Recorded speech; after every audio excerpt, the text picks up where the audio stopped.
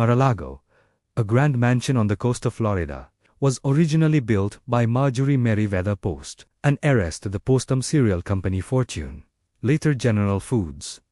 Post, inheriting vast wealth in 1914, sought acceptance into America's exclusive old money social circles, but faced rejection due to her new money background. In response, bears. She commissioned Mar-a-Lago, its Spanish name meaning sea-to lake, in 1924 as a monument of grandeur and social power, meant to surpass existing Palm Beach estates. The mansion features 128 rooms, including 58 bedrooms, 33 bathrooms, gold leaf ceilings, imported marble floors, and 36,000 antique Spanish tiles from demolished Spanish estates. Construction lasted from 1925 to 1929, costing between $7 million and $10 million, equivalent to over $150 million today. The mansion was designed with hidden service corridors, underground kitchens, staff quarters, and early air conditioning, employing up to 200 workers during peak construction. Completed the same year as the 1929 stock market crash, the mansion's opulence starkly contrasted with the Great Depression hardships elsewhere. 06 banding 30, 26 banding 40. Marjorie's era. Social ambition and wartime changes. Marjorie hosted lavish winter seasons with aristocrats, Hollywood celebrities, diplomats, and business elites. Despite extravagant parties, the mansion's operation depended on an extensive workforce, including cooks, maids, groundskeepers, and maintenance staff who remained socially segregated. The mansions symbolized effortless luxury, masking the hard labor behind the scenes.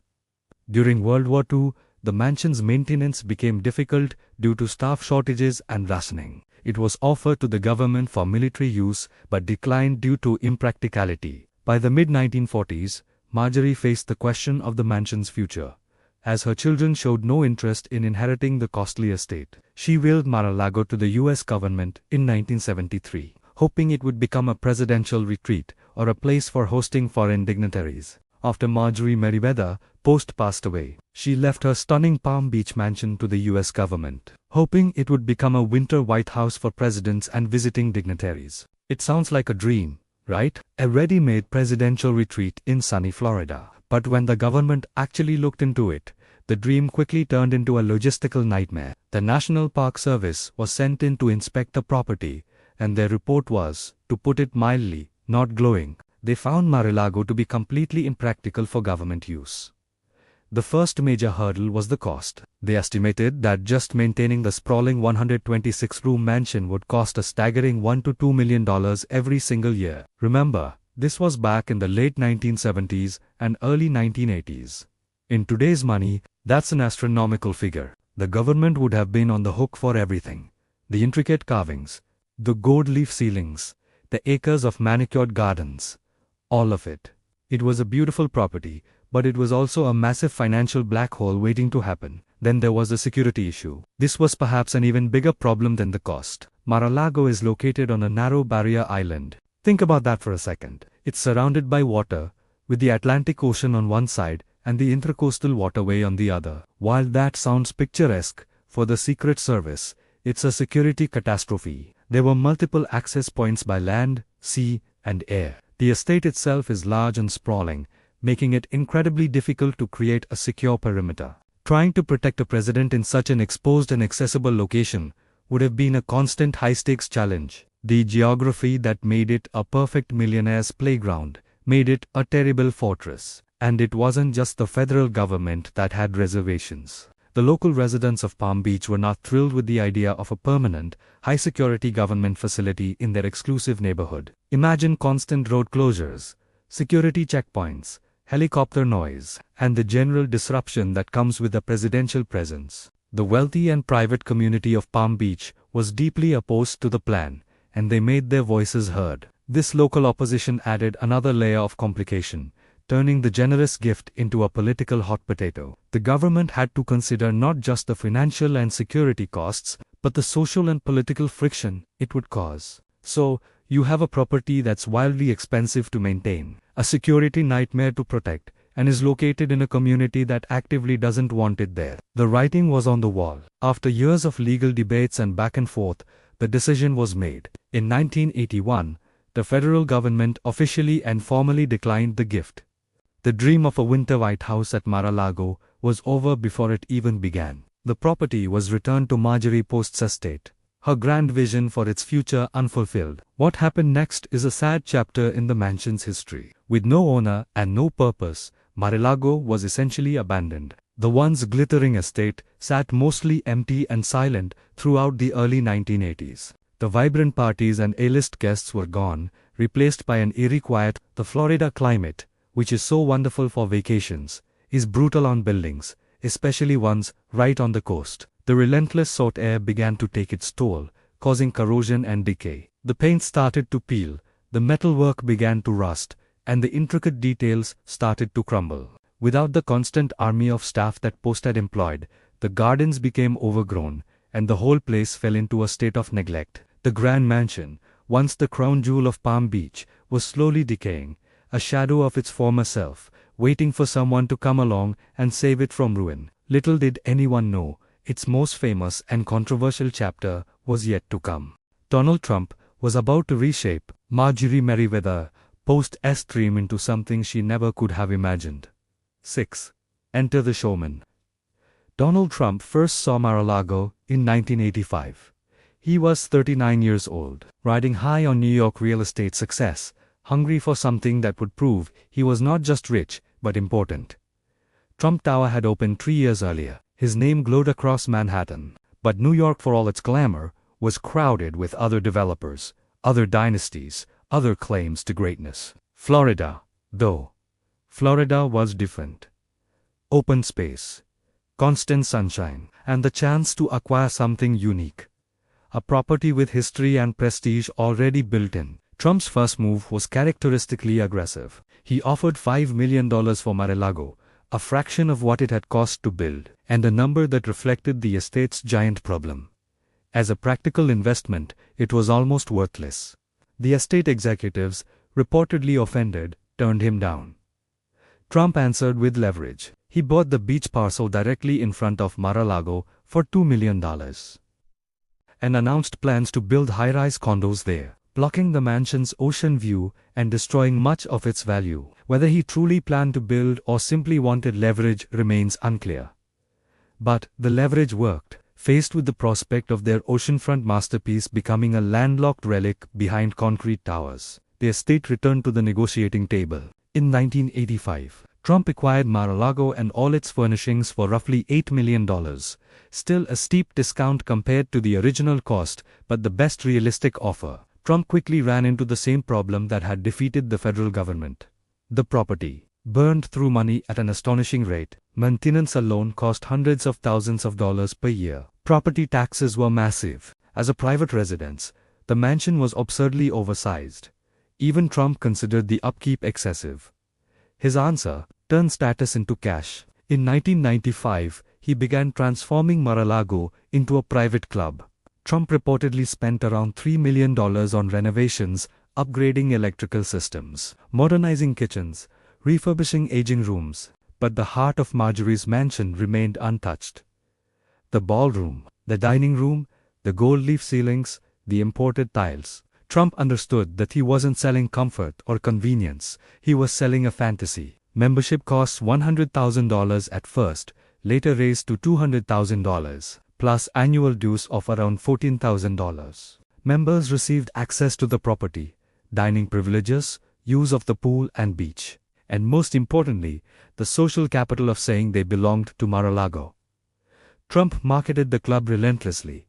Magazine interviews, photographs staged inside the mansion, carefully crafted messaging that suggested members would gain proximity to celebrity, wealth, and power. The message was simple.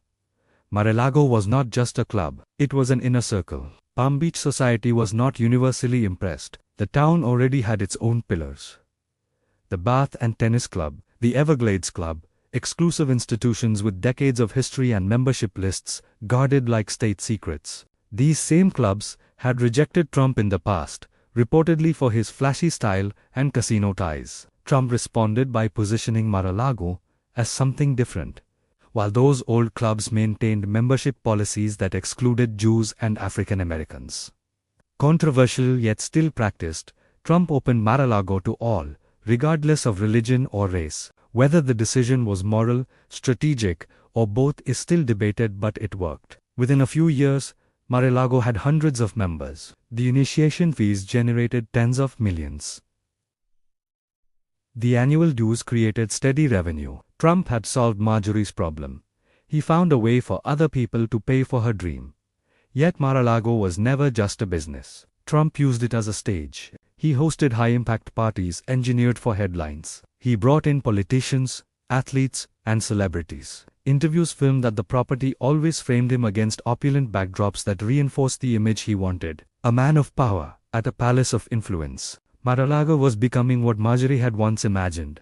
A place where important people gathered, where decisions were made, where history, in some form, lived. But one question remained. Would this new era honor the mansion's story, or twist it into something darker? 7. The Winter White House reconsidered the 2016 election, changed everything. When Donald Trump defeated Hillary Clinton, a result that shocked pollsters and pundits, Mar-a-Lago's status transformed overnight. The very property the federal government once deemed too impractical, too expensive, too problematic for presidential use, was about to become exactly that. Not officially, but in practice. Trump made his intentions clear. He would spend significant time at Mar-a-Lago as president. He would host foreign leaders there. He would conduct government business from the property. Mar-a-Lago was about to become the Winter White House. Mar-a-Lago as an unofficial presidential retreat. After the 2016 election, Mar-a-Lago's role expanded, functioning informally as a retreat where official activities sometimes took place. The location required extensive security adjustments, including enhanced Secret Service measures, Coast Guard activity offshore, and temporary airspace and road restrictions. These logistics, common for any presidential travel, occasionally created local disruptions and carried substantial federal costs. Mar-a-Lago also became part of broader public discussion about the intersection of a president's private properties with official duties. Supporters viewed it as a unique presidential setting, while critics raised questions about access, transparency, and the presence of visitors during official activities. One widely reported 2017 incident involved discussions regarding a North Korean missile test, while the Japanese Prime Minister was visiting. Images shared online by bystanders sparked debate about whether the setting was appropriate for sensitive conversations. These events drew public and congressional attention, contributing to a larger national conversation about how modern presidencies use private locations for official purposes, classified materials, and post-presidency legal dispute. After the end of Donald Trump's presidency in January 2021, federal agencies identified that government documents, including some marked classified, had been transferred to Mar-a-Lago. The National Archives requested their return as part of routine post-administration records management. Some materials were returned in early 2022, while others remained outstanding, leading to further review. The Department of Justice opened an inquiry, which resulted in a court-approved search of the property by the FBI in August 2022, an unprecedented event for a former president. Agents retrieved additional documents with classified markings. Public statements and legal arguments differed over how the materials were stored, whether they had been declassified, and how the law applied, creating significant political and media debate. The investigation eventually led to federal charges related to document handling and record retention. The case became a major point of political contention, reflecting broader national divisions. Meanwhile, Mar-a-Lago continued functioning as an active club and residence, with daily operations maintained by staff, whose work generally stays out of public view.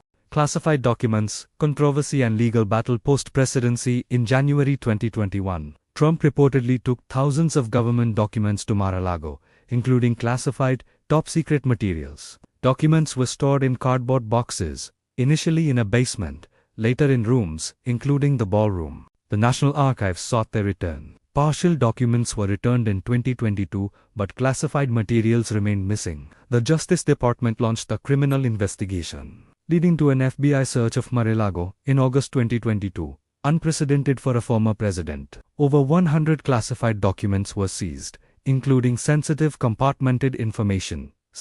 Trump claimed the search was politically motivated, alleging evidence planting and declassification authority without proof. The investigation resulted in multiple indictments against Trump for mishandling classified information and obstruction of justice. The case became a highly politicized battleground, symbolizing deeper national divisions. Despite political turmoil, the mansion remained a working social club and operational estate, maintained by staff largely invisible in public discourse.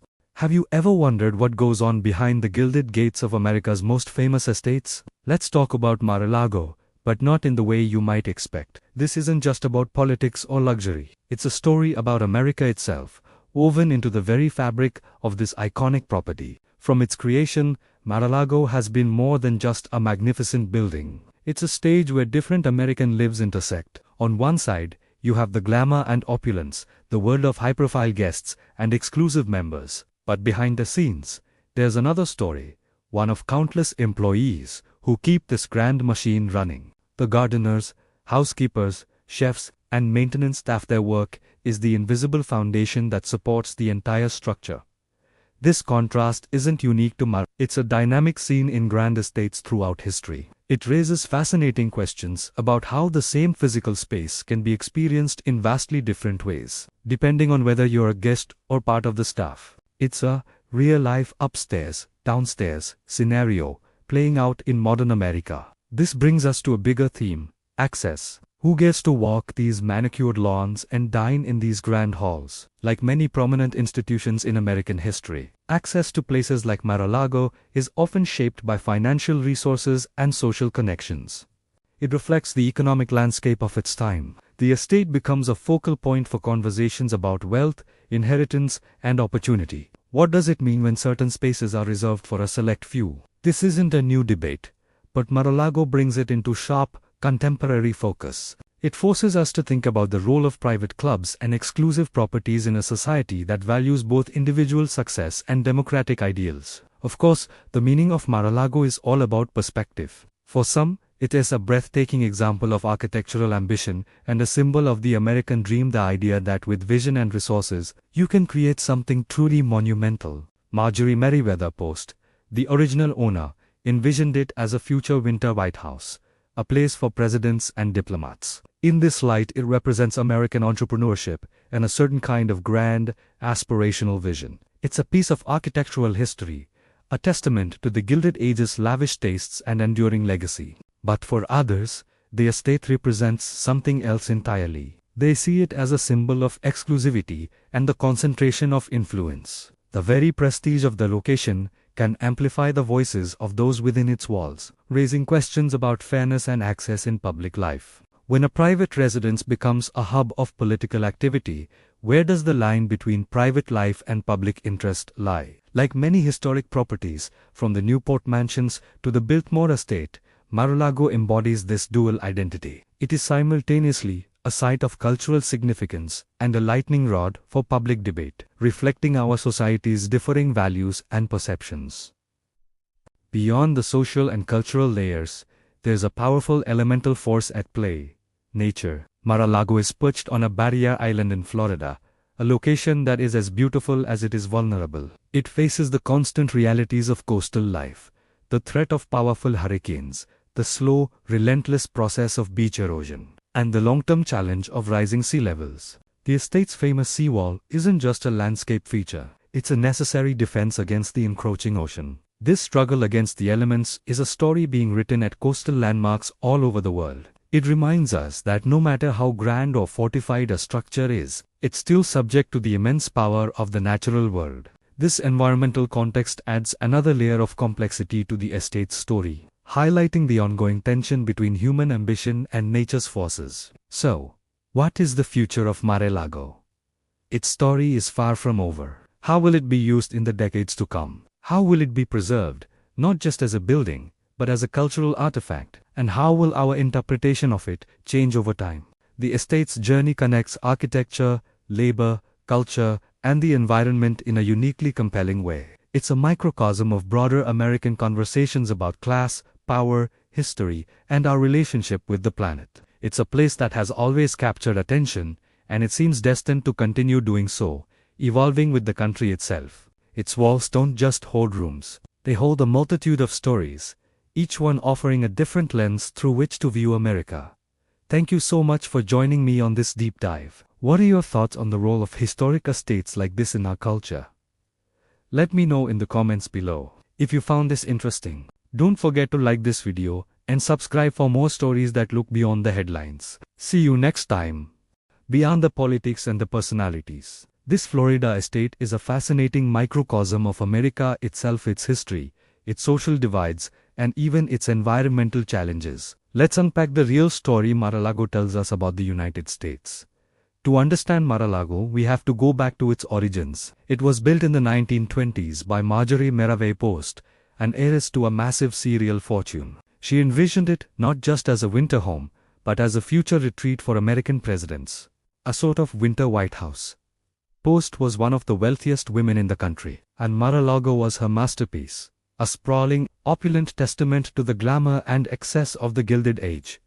It was designed to impress, to project an image of unparalleled power and status. The sheer scale is staggering: over 100 rooms, gilded ceilings, imported marble, and sprawling lawns right on the edge of the Atlantic. It was the ultimate status symbol from an era defined by them. But here is the first question Mar-a-Lago forces us to ask. What is the relationship between immense wealth and political influence? Post intended her home for public service, but it was built on private fortune. Today, that connection is more direct and more debated than ever. When a private club becomes a center of political power, where do you draw the line? This isn't just about one property. It's a fundamental question about American democracy. It pushes us to think about the need for stronger ethics rules and greater transparency to ensure that access and influence are unjust for sale to the highest bidder. The story of Mar-a-Lago is a powerful reminder of this ongoing tension. Now, let's talk about something that's often invisible in these grand estates: the labor. Building and maintaining a place like Mar-a-Lago requires a huge team of people: construction workers, landscapers, chefs, housekeepers. Their work is essential to creating the luxury and glamour, yet their stories are rarely told. This is a pattern we see across the service and hospitality industries. Mar-a-Lago prompts us to consider the fair treatment and recognition of the labor that underpins wealth. Are we acknowledging the contributions of the people who make these lifestyles possible? It's a critical part of the story that often gets lost behind the golden gates. The estate also raises interesting questions about historic preservation. When Marjorie Merriweather Post died, she left Mar-a-Lago to the US government. But the upkeep was incredibly expensive, and eventually it was returned to her foundation and later sold. This brings up a debate. How should we preserve historic places? Should they remain in private hands, accessible only to a select few? Or is there a public interest in these sites? How do we balance the rights of private ownership with the public's desire for access and education? Many Gilded Age mansions have become museums, offering a window into the past for everyone. Mar-a-Lago took a different path, becoming an exclusive club, and that choice tells its own story about our society's priorities. Another powerful theme is the American myth of the self-made billionaire. Mar-a-Lago and figures associated with it are often presented as symbols of ultimate success, the peak of the American dream. But this narrative often leaves out crucial parts of the story. It downplays the role of inheritance. Like Marjorie Merriweather Post's fortune, it ignores favorable government policies, tax structures, and other systemic factors that help the rich get richer. The mansion is a physical reminder that wealth is rarely created in a vacuum. It challenges us to look beyond the myth and have a more honest conversation about how wealth is actually accumulated and maintained in America. It's not just about individual genius or hard work. It's about structures, policies, and a little bit of luck. Of course, the symbolism of Mar-a-Lago today is incredibly complex and contested. For some, it represents success, aspiration, and a challenge to the established order. It's a symbol of breaking the rules and winning. For others, it's a symbol of corruption, inequality, and the erosion of democratic norms. It represents a system where wealth and power are fused in dangerous ways. The truth is, it can't be reduced to a single, simple narrative. Its meaning is constantly being debated and redefined in the public square. And what we, as a society, decide it represents says a lot about our own values and where we see the country heading. It's also important to realize that Mar-a-Lago isn't an isolated case. Its story is part of a much broader pattern. Think of the Vanderbilt mansions in Newport, Rhode Island, or the Hearst Castle in California. These Gilded Age estates were built to project power and solidify social standing. Today, we see a new version of this with the mega yachts, private jets, and sprawling compounds of modern billionaires. These properties are more than just homes, they are statements. They reveal ongoing inequalities and the complex social dynamics that have shaped America for over a century. The desire to display wealth in such a massive, visible way is a recurring theme in American history. And this brings us to a stark, unavoidable reality: the environment. Mar-a-Lago is located in a low-lying area of Palm Beach, Florida, making it extremely vulnerable to hurricanes, storm surges, and rising sea levels. No amount of money or power can hold back the ocean forever. This vulnerability serves as a powerful metaphor. It underscores the limits of wealth in the face of nature. In an era of climate change, Mar-a-Lago's precarious position is a potent reminder that everyone, regardless of their status, is ultimately subject to the forces of the natural world. It shows that some challenges can't be bought or negotiated away. So, in the end, what does Mar-a-Lago ask of us? It asks us to look beyond the surface, beyond the headlines and the political drama. It's a mirror reflecting some of the most complex and uncomfortable truths about American society. It forces us to confront questions about wealth and power, labor and luxury, history and myth. It challenges us to think about what we value as a nation. Is it individual success at all costs, or a more equitable society?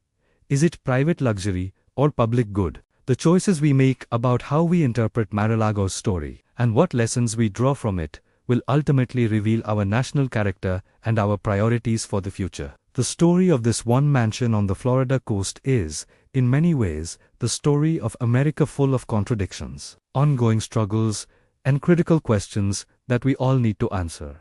What are your thoughts on Mar-a-Lago and what it represents? Let me know in the comments below. And mortar. It's a monument to an era, a testament to immense wealth, and a silent witness to the tides of American history. We are talking about a mansion that once represented the zenith of ambition and power, a palace built to rival those of European royalty, right here on American shores. So, picture this: the late 19th century, the Gilded Age.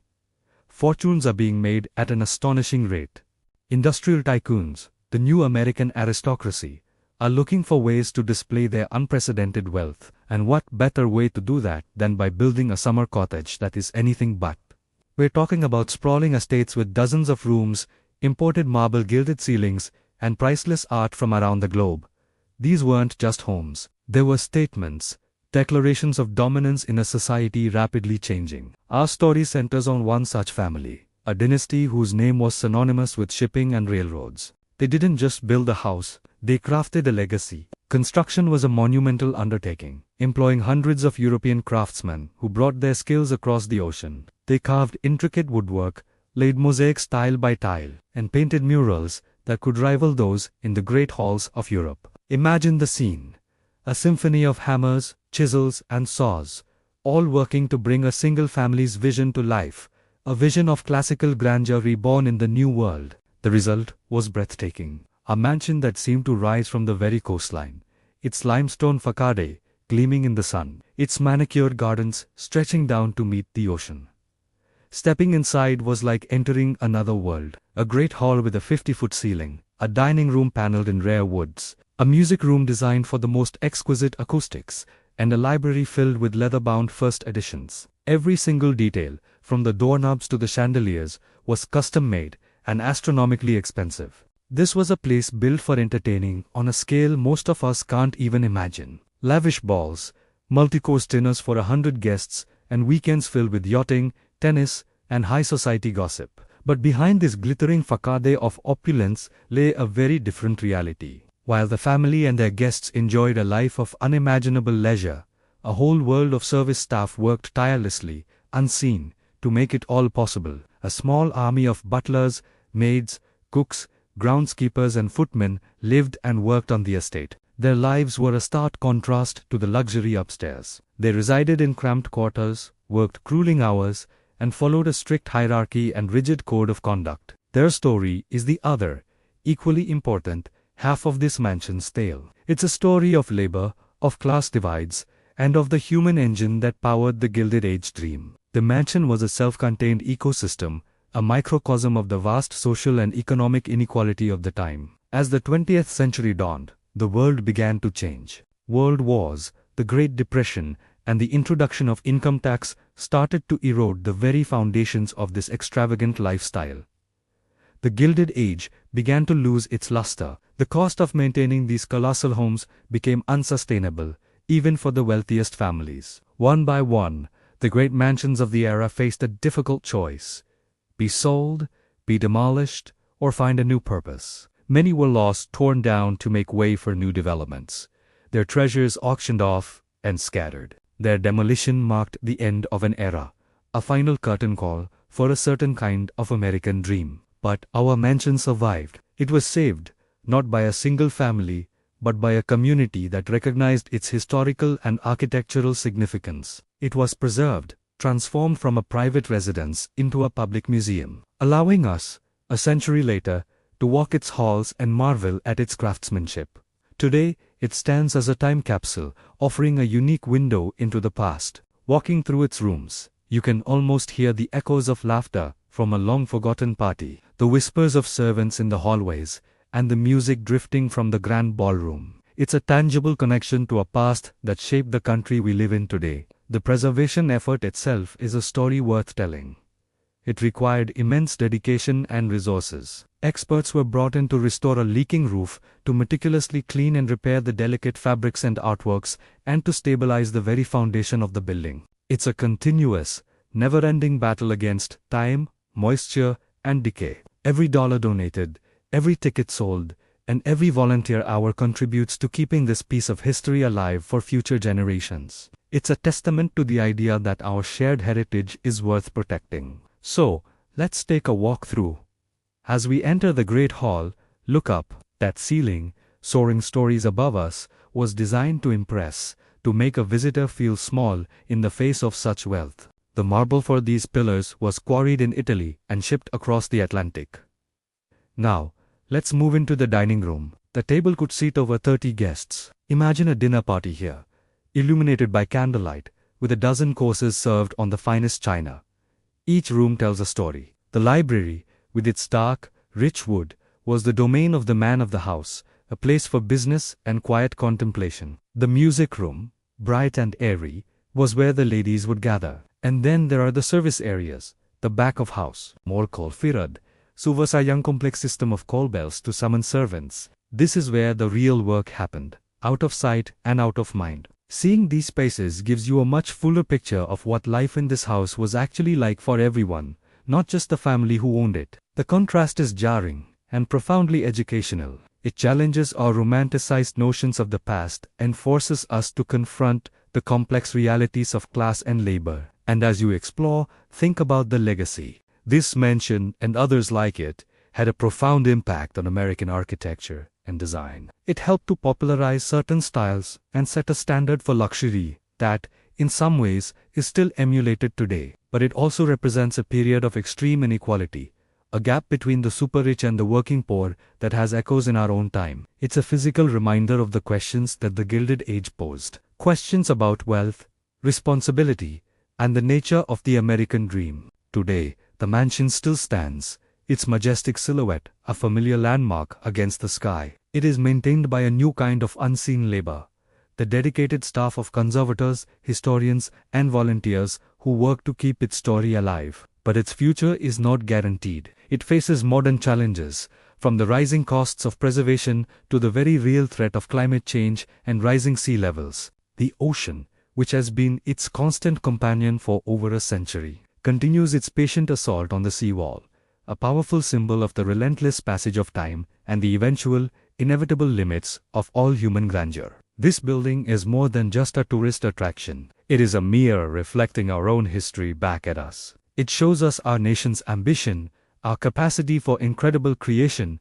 and our deep-seated conflicts over class and equality. The story of this house is, in many ways, the story of America. Whether we, as a country, choose to learn from the reflection in that mirror, or simply turn away, is a question that remains unanswered. What do you think? When you look at a place like this, what do you see? A beautiful relic of a bygone era, a cautionary tale about excess, or something else entirely? Let me know your thoughts down in the comments. Thanks so much for joining me on this journey today. If you enjoyed this deep dive into history, please give this video a like and consider subscribing to the channel for more stories like this. We've got a lot more exploring to do. Until next time, stay curious.